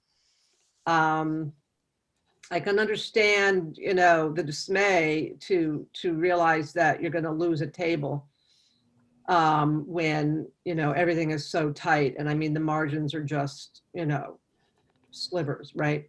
So, but I also know that we have a law now. And I also know that the difference between last year was an emergency order and this year is a law. And I guess you could interpret the law a couple of ways, but the law says 2 spaces. I don't know why, Eric, maybe you could answer this for me. Did you not realize that the 2 spaces would not be enough for 5 tables at the beginning? Or like, when did you realize that? Because we were told we couldn't request more than 2 parking spaces, which is what we were told for this current configuration. When we asked for the 5, we were told that we couldn't take more than 2 of the parking spaces because the parking spaces were necessary. So by putting the sidewalk cafe to the south side, we were able to take the 2 parking spaces and the unused curb lane, and that also allowed pedestrians to cross back up onto the sidewalk using the cut curb of the driveway beyond. So there was no reason for us to assume that the 2 spaces for the last year would be different than the 2 spaces that were allowed with this Parklet law. Well, I would hate to see a few feet come between us. But, I am all for doing what it takes to get you at least the 5 tables that you had without breaking the law. I mean, there's a law now. So yeah. I'm not a legal. That law is up for interpretation, just like it had been when we were told we could only have 2 spaces and we were given this current space. So I would say it's just a matter of interpretation, honestly. Stuart, can you help me with in terms of the law? Dana, I want to be clear on something. Every other business has done what they were asked to do within the confines of the procedures that have been laid out. What is being asked for here is to go beyond what is being provided in a law that was debated, gone over multiple times, along with the rules and procedures that were developed here. It's, again, no more than 2 spaces. The combined width of spaces may not exceed the frontage of the existing business establishment. It's not a matter of how many tables can be fit in. We don't put that in here because who decides on what kind of furniture they want? That's the business's decision. That is not the decision of the board. It's not there. So if it's 4 tables, 3 tables, 6 tables, 10 tables, it's within 2 spaces. That was determined after lengthy discussion by this board and with others who come in here. That's where it comes down from. And so if they want to continue to use the bench tables, and should it turn out that they only can use 4 tables, that's what fits within the 2 spaces. But just to clarify, Garrity, may I finish? Sure. Thank you. We're not here to tell the applicants what kind of furniture they put in there, but we will go back and look to make sure that when it's inspected by the building inspector, it's 6 feet apart. That's what we go by. If they want to simply have round chairs with round tables, that's okay if they're 6 feet apart. But it's clear it's 2 parking spaces. That's what it says. That's what's there. The ink's not even dry here.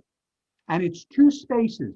Everyone else is confining to either 2 or 1 space, as has been requested. That's what's going on here. They're not getting an extra X number of feet in order to make their parklet. I understand what Mr. Garrity is saying, but at the end of the day, the code and the rules make it clear. It's the 2 spaces that determine what's going on here. And as the engineer has pointed out, the way the YODOC has been placed, it's on either side of the parking space line. So there is a little extra space there, but it's not to go further south to provide additional space. Again, and I should also point out, there is no provision in either the rules or the statute, which effectively says that what the board can do is say, you know what, for this particular business, we're going to give them more space. That's not what it says. It's very clear. It's 2. It's 2 spaces. That's how it's measured. Because of the way the YODOC is, it may be a little bit longer, but that's what that is here. And that's how this was set up after lengthy discussion with all interested stakeholders.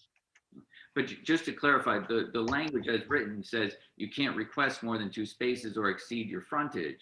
No, that's not what it says. It is. No, that's not what it says, sir. And I'm not going to get into a debate with you. That's not what it says. Okay, I've read it a couple of times. Let me jump in. Here's where we're at. Okay, there is a law.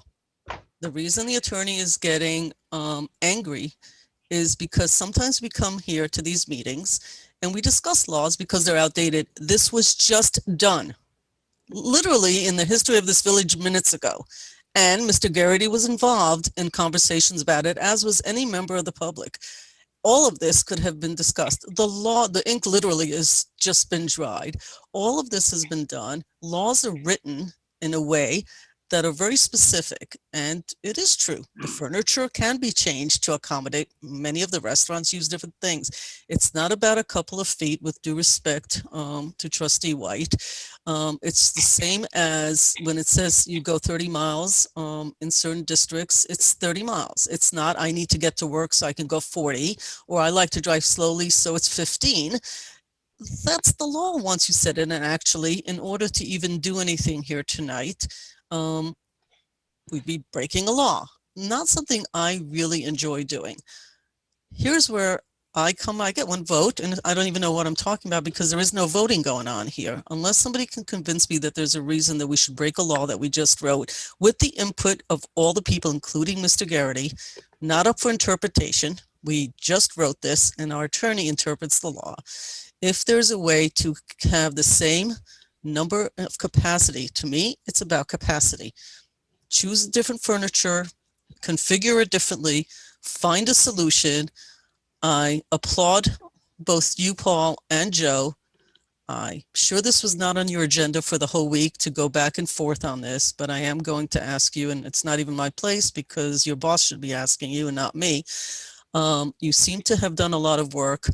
I would ask that you look at the legislation, cross the T's and dot the I's about the safety. We're not opening up wider streets and all the other stuff, and see if we can keep the capacity of the tables by some creative solution. That's where I'm on this. And I do not have an appetite to rewrite laws and to reinterpret. And I think that all of that work was done in the past 4 weeks. I do suggest that the paperwork, Mr. Garrity, be put in. If you need an extension for a couple of days, that's fine. You know, nobody's here to do anything otherwise. I also have to say that restaurant rules are being lifted in Westchester, from what I understand from the county executive's office and what I understand from the city of New York, which is opening up not only outdoors, but the capacity indoors are being lifted, which means that you will most likely, this is going through October 31. So this is a really good deal for a whole bunch of months that basically doubles the capacity that you have. I think it's a pretty good effort. I'm glad that you were given those tables. I don't have an appetite personally, but people could raise their hand and say otherwise, to do anything more than have our professionals go down there and help you reconfigure so that you keep the same capacity, but not extend into the street or farther into the sidewalk than what's allowed by the law that was just drawn. Anybody have other solutions? Because this is a meeting about solutions, not about arguing, just solutions. So Mayor, may I just say a few words, please? This is Please, just many words. In general, sure. And I'm not going to talk about this particular law, but I'm going to talk about laws and what we do here as a board, as a board members. And there has been many times suggestions from staff that they have seen laws that yet they're not that old, but something was missing, and we changed things and we modified things because we see that will be a benefit to the community. So regulations, just on the agenda early today, what do we pass? Code enforcement, sure. Code enforcement was literally, it was tied to us because there were in our law, and our bylaws said pretty much that it had to be residents from the village of Austin. That's not the case. It has never been the case. Not all the time, at least. Not in my recollection. So that was brought up in front of us, and we modified that. That wasn't a brand new law. I understand that, but it was a law that we modified. So there's discretion on laws, and how do we modify laws within itself? So what does that look like? And Joe can agree or disagree with me that in the building code, New York State building code, there are interpretations. I have called this state myself because I have disagreed with a building enforcement officer in other municipalities in the past. And what New York State has said to me is the interpretation of the building official who has that. So we have to obey by the interpretation of the people who are reading the laws. So how do we interpret a law? And I'm not going to disagree with Stuart because we have gone through this and before in other laws. So it's the interpretation of what we're doing here. So what I'm going to suggest is this. I know Paul spoke, and I know that Joe also talked about this. So what are we doing? Okay. So based on my real, because I'm in AutoCAD right now, based on my quick drafting just in the tables, just in my interpretation of the tables based on New York City portion, I think we can do fit the tables and the spaces if the correction of the dimensions are made on the field, like Paul suggested, like Joe suggested, instead of being like 24 inches.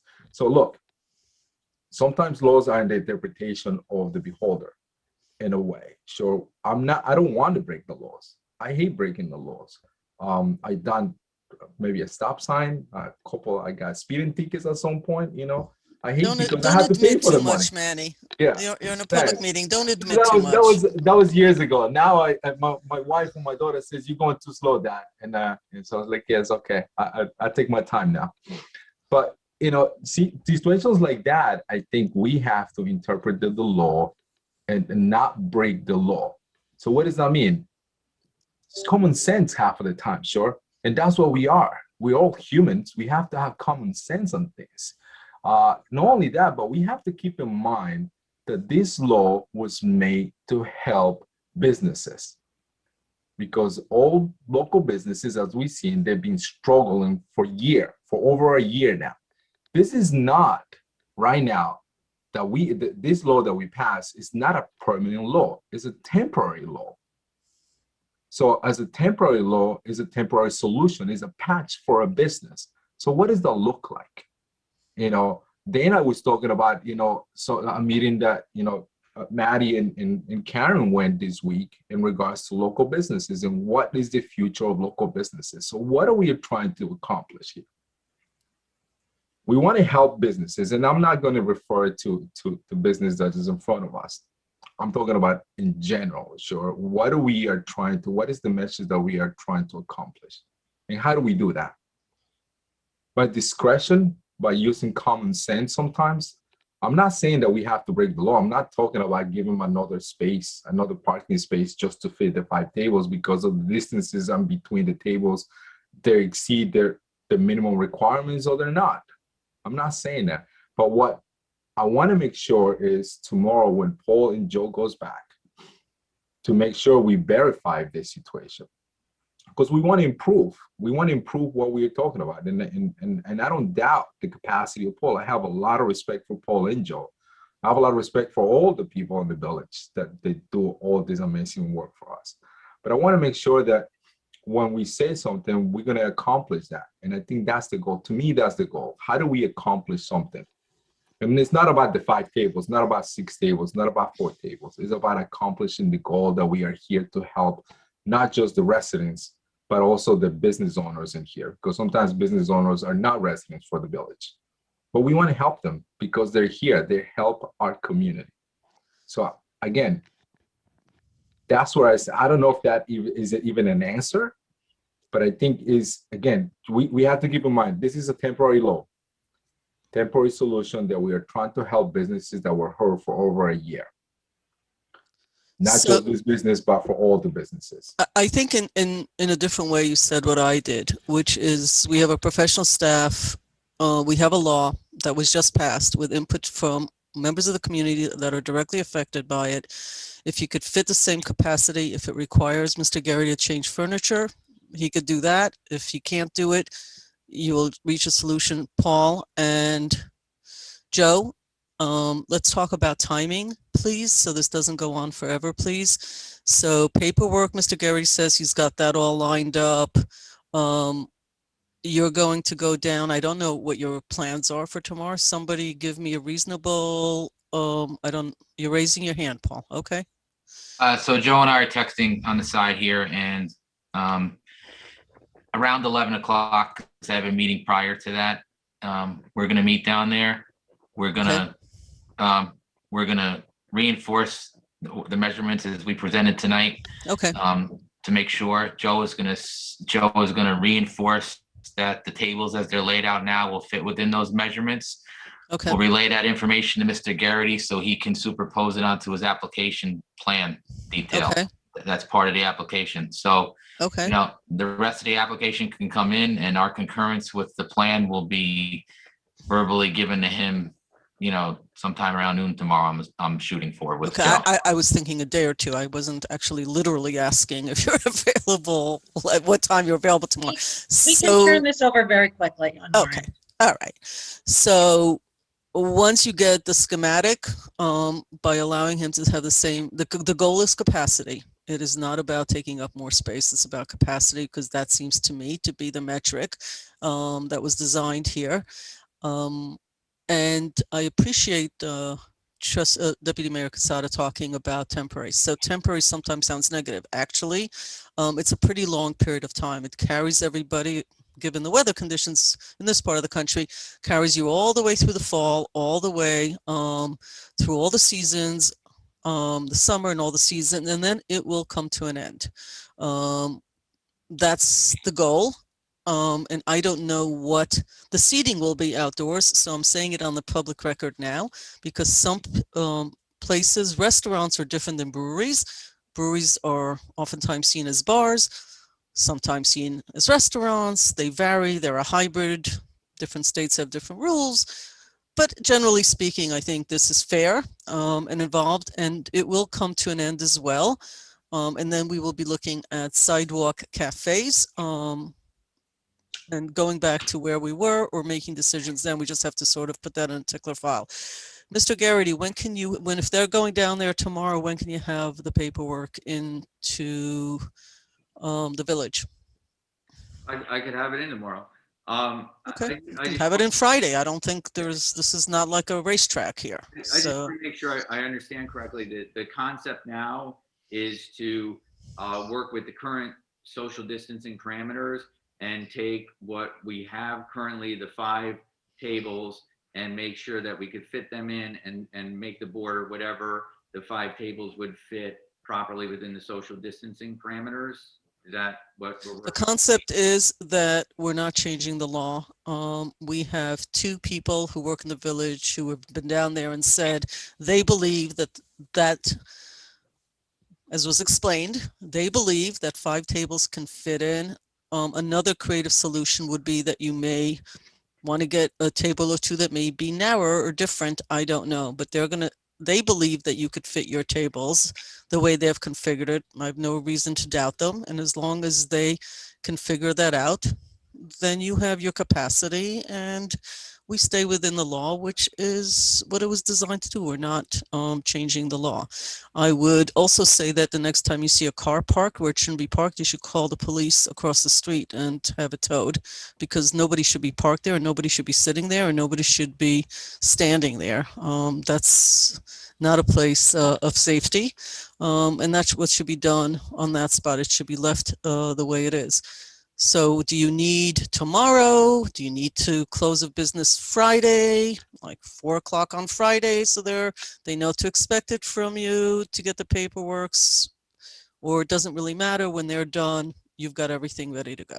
No, getting the paperwork in is not an issue. Okay. I just want to understand. So if Paul decides that it's not possible to fit the 5 tables within that space, is then, because basically, 3 trustees came down and met with me, and we were in basic agreement.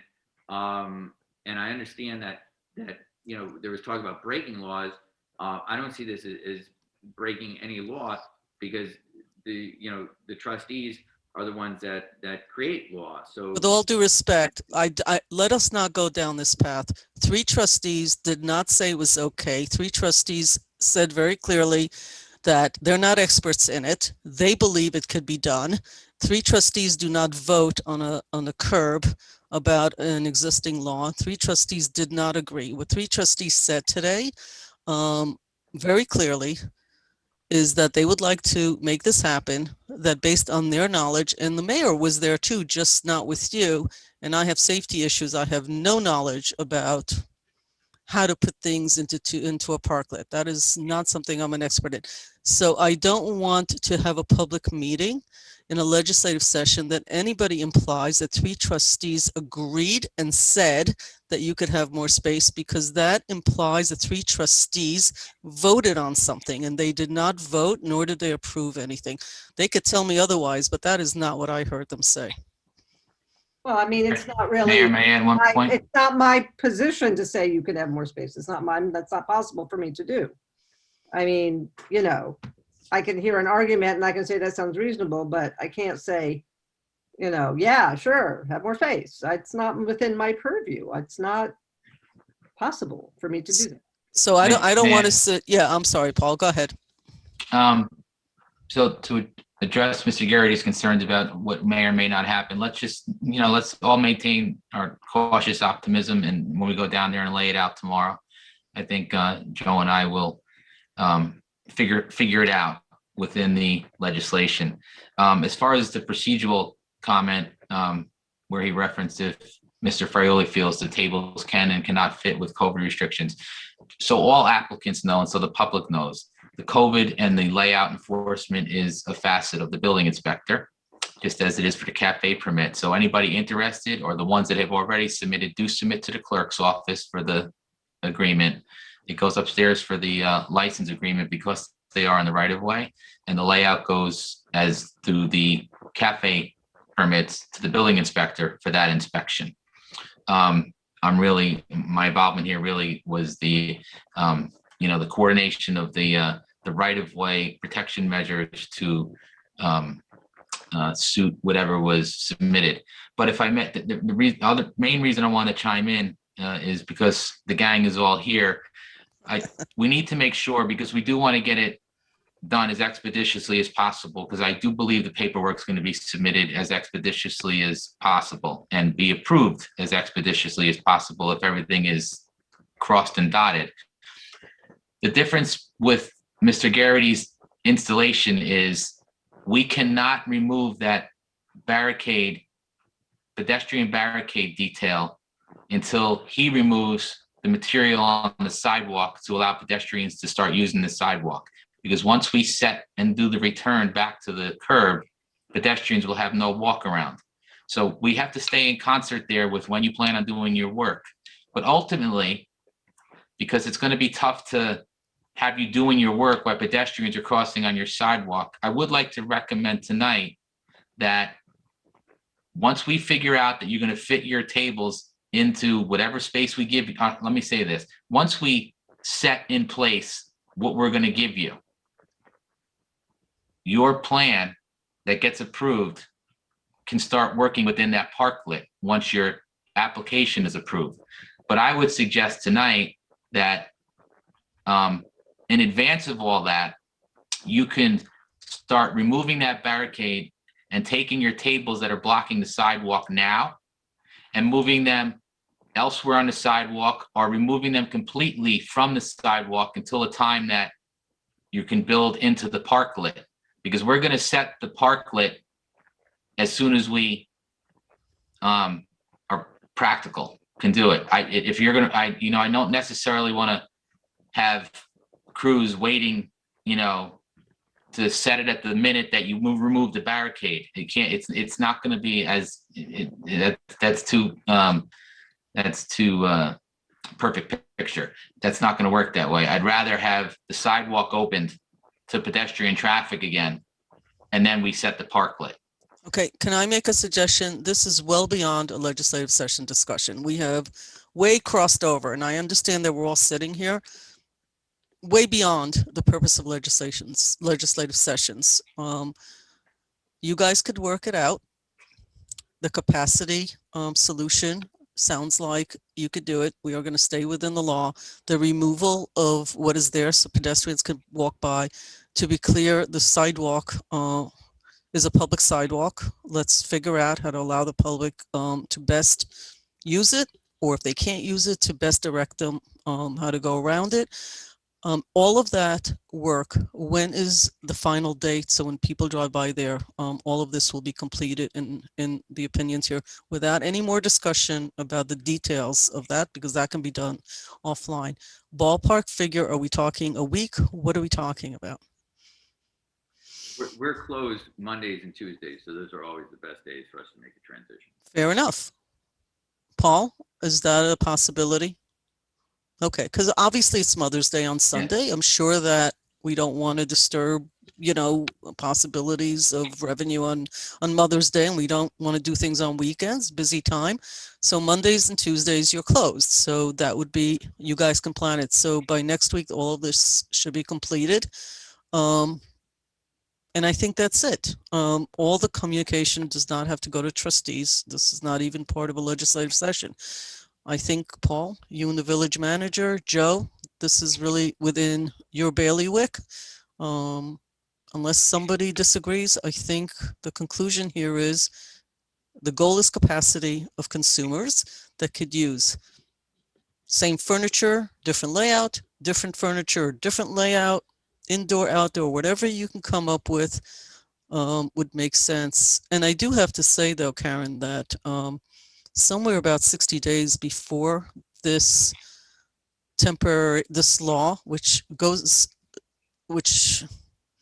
ends at a very specific date, there needs to be a discussion in general about what we might want to go. Now, look, the world could change again, who knows? But given that the pandemic will be hopefully in the rearview mirror, and now many of our restaurants, in this case, the brewery and everybody else, we need to put this into discussion about what we do after this. Because it's a slippery slope. People get used to what they weren't supposed to have in the first place, and now it becomes a part of their expectations. And I'm not suggesting that about the brewery. There are other restaurants, there are other sidewalk cafes that, were as part of the emergency plan, as part of helping our local entities. But let's not forget that we do need to look at this. 60 days. Outdoor cafes might be something we want to grow. How do we do that? To Manny's point. So let's talk about solutions for the future from what we've learned now. Because as Dana started the meeting, really as the first one out of the gate, retail will absolutely be changed forever, but so will brick and mortar, breweries, restaurants, ice cream parlors, delis, et cetera, how can we be of help in the village? So if you could put that in for 60 days before the law ends, that's a discussion we're going to have to also do with the restaurateurs, with the brewery, et cetera, to see how much more we can do to help the community. I think we covered the bases. I appreciate everybody being here. I feel like, Dana, are you raising your hand, or am I just seeing you looking deeply into the computer? You're good? Oh, deeply into the computer? Sorry. I didn't know if you wanted to say something. I'm sorry. Well, okay. I do. I'm not Oh, sure what. okay, sorry. It felt like you wanted to say something. I didn't want to stop you. We got a lot of emails from Sing Sing Hill Brewery supporters, which were solicited on Facebook last night. And well over, I think 60 in less than 24 hours from people asking us to let them maintain the footprint that they have now. What I am saying is, if you can keep your 5 tables and we can stay within our brand new legislation, that seems like a pretty good compromise to me. I also want to say to the 60 or so people who wrote those emails, many of whom I know, who feel strongly about that place and how special it is. I agree.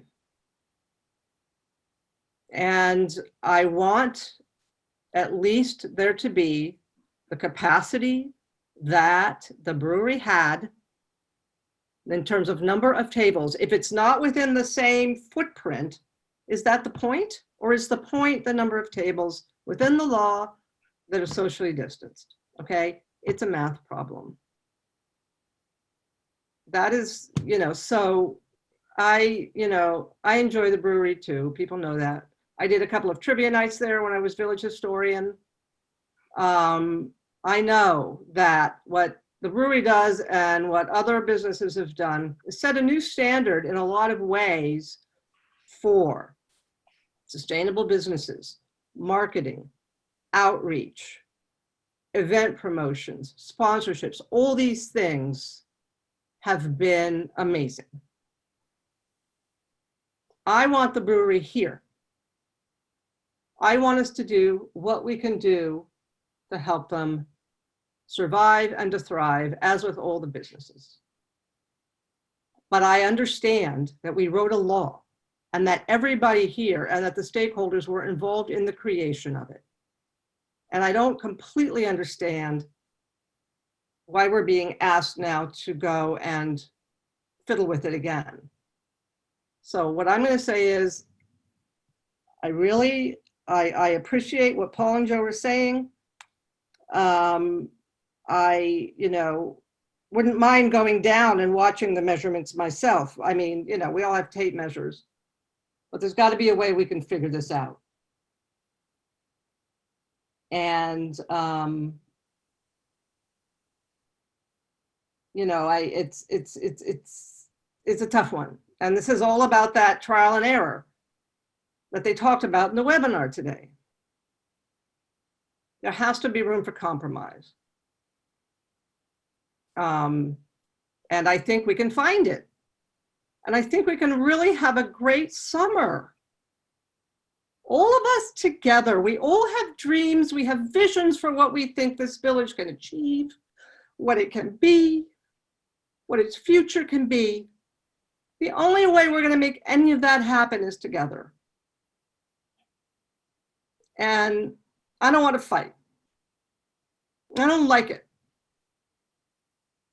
I want us to work together. I want us to find a way. I'm sorry I'm getting emotional, but nothing means more to me than these businesses succeeding, nothing. And I don't want anybody to ever doubt that. So I really hope tomorrow we can find a way to fit 5 tables. Because I think we can take some deep breaths and make it work. And that's what I want.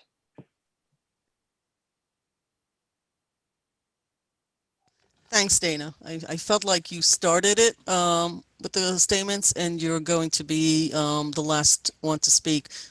Paul, Joe, have every faith in you. For me, a little different. It's about capacity, not just tables, because I think that's another part of the solution.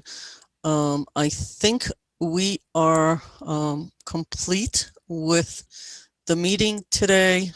We went through new business, and we have visitor recognition, a 3-minute up to address the board on issues not related to the agenda, but to relevance of common good of the village.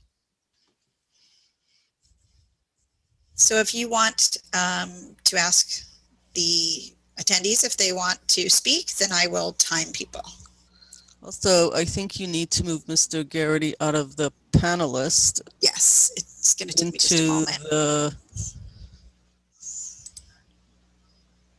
He's all set. Okay, I'm looking. I'm not seeing anything. Is it just me? Okay. All righty. I don't see anyone with their hands up. Do you want to give them more than 2 seconds? Well, I was sort of stalling by going, I don't see anybody, and saying it really slowly. That was my usual stall to see if anybody would raise their hands, which I'm doing again. Doesn't look like anyone is raising their hands, no. Okay. So I think we are done with the executive session. There is someone with their hand up. I just saw that. That just see. Yes, so then I'm going to call on Victoria Garrity, and then when you come over, Victoria, I'm going to unmute you, and then I will be timing you for 3 minutes. Okay, you're coming over now. Please unmute. Can you hear me? Yes. Yes. I just want to thank Dana White for her very passionate remarks there at the end, and recalling her opening remarks about the desire and the importance of a community to do their best, try something out, and adjust. You are the people who write the laws. You wrote a law, the regulations reference particular language that is understood to mean the interpretation that we've heard tonight. You've been presented with questions about maybe this interpretation isn't the best way to support a local business. I've watched people for an hour fight to keep tables from being in an unused curb lane. That benefits absolutely no one. It is not a safety concern. I've dedicated so much of my life to working with so many of you for the village. And obviously, I care deeply about the success of this business. I just can't believe I watched everybody spend an hour preventing seating in an unused curb lane when you all are the ones who write the law, interpret the law, and enforce the law. I really, really hope that the spirit that you went into this with will guide your next steps, and the decisions made about where the barriers go are done in a way that supports your intention. And I know that is to help businesses succeed. I think it's a shame that we just spent an hour talking about how to deny unused curb lane as seating that could support a business. Thank you.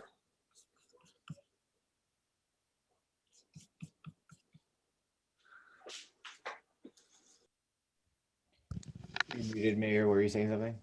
I'm sorry? I saw your lips moving and no Oh, sound. no, I said, is there, I don't see anybody else speaking, raising hands. Okay. We're adjourning to executive session. Is that right? Stuart, you're on mute. Executive session, Mayor, for matters of litigation and real property. Oh, that I was not aware of. Okay. So we are, do I have a motion to adjourn? So move. Oh, second. Anyone? Comments? I doubt it. Meeting is adjourned. It's 9:41, May 5th, 2021. Thank you all. And I thank all of you for taking, I guess it was an hour, to put something on agenda that has rarely, if ever, gets done because it is not within the format of a legislative session. I think it speaks volumes for the compassion of the board to reevaluate, listen, hear, and draw the conclusions. And I appreciate the staff and all the work that you do. And we will move to executive session, meeting adjourned.